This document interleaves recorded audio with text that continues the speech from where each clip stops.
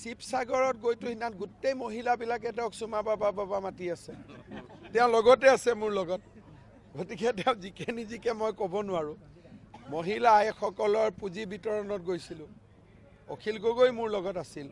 আমি একেলগে মহিলাসকলক নমস্কাৰ দিছোঁ। সকলো মহিলাই তেওঁক পিছফালৰ পৰা চুমা বাবা বুলি চিঞৰি আছে। গতিকে এতিয়া কি হয় নাজানো আৰু।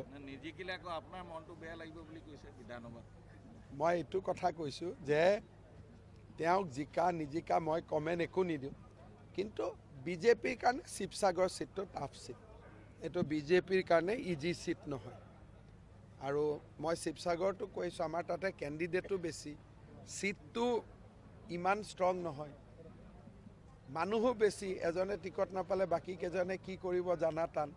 গতিকে তুলনামূলকভাৱে আমাৰ আপাৰ আছামত যিকেইটা উইক চিট আছে ৩-৪টা, তাৰ ভিতৰত শিৱসাগৰটো অন্যতম।